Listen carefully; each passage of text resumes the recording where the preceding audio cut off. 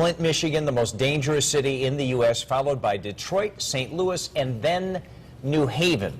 We begin with that breaking news out of New Haven. We have just gotten word that 16 police officers will be getting pink slips from the department tomorrow. It was a show of force from the force. A large section of Church Street was blocked off Thursday morning as more than 200 officers came to protest Mayor John DeStefano's difficult decision to lay off 16 officers. People in New Haven have to start arming themselves, defend themselves, and do whatever they can to protect their property and protect themselves.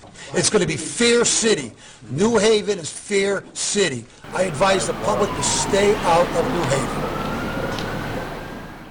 After such a strong statement, we decided to investigate the situation in New Haven for ourselves. The Guardian Angels have had a presence in New Haven for several years, but the recent and controversial police layoffs have them stepping up their patrols. We wanted to know who should be in charge of public safety. You took 16 trained police officers that took 17 weeks to train them. The city paid for that. It's a huge loss. My motivation is to help people.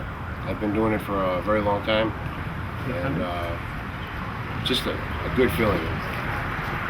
4 years ago, there was 187 reported major incidents of crime in this area, and that's down 60% in 4 years.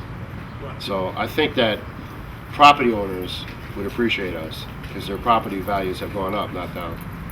And just generally, citizens, people have to park their car in the streets. There's no more car break-ins around here, which used to be a lot of car break-ins. Our normal patrol will sweep the whole sector, all the blocks in between, and if there's actual crime being committed, we'll stop it. I'll see somebody breaking into a car. Silent, post up, and I'll point to two guys to come with me. Because if all of us, there'll be too many surrounding the car. And we'll run up on the guy, grab him, and usually he says, "This is my car, I can prove it." Right. There's a big hole in the window and a brick laying on the seat. Any type of group like the Guardian Angels or a Citizens Action Group or a private security company, it's the same thing. Being the eyes and ears from law enforcement, it's helpful. Being a good witness is helpful. I think there's room for people to assist law enforcement. One thing people have a tendency to forget is there's a tremendous amount of liability attached to trying to act like a police officer or act like a state trooper and detaining somebody. You've got to understand the laws of arrest. You've got to understand the constitutional rights, the Bill of Rights. You have to understand all that before you can truly intervene in a professional manner. Basic philosophy is that we're a physical deterrent to crime, that we do want to entrench ourselves in neighborhoods and try to influence people and teach people how to be more careful and able-bodied and possibly become a guardian angel. We were not sure we were ready to join, so we decided to explore self-defense. We have had a lot more calls for self-defense. I think everybody has the right to protect themselves and should have some knowledge in how to protect themselves. My job is a martial arts instructor. Good. Okay.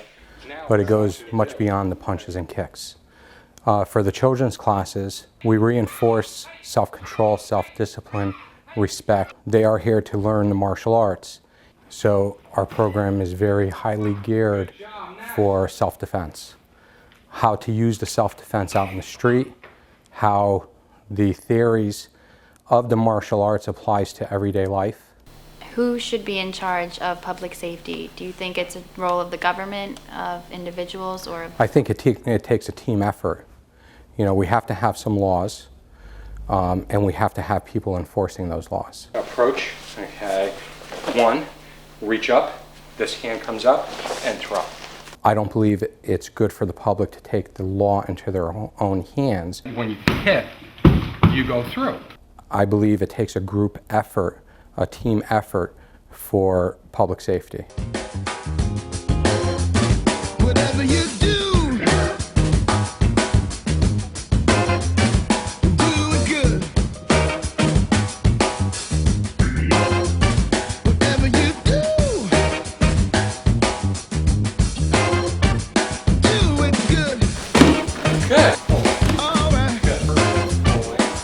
It's not what you look like when you're doing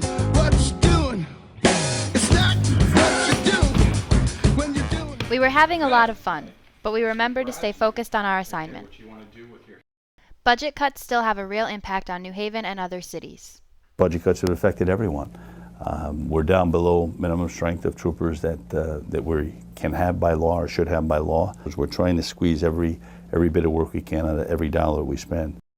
Ultimately, public safety is everyone's responsibility.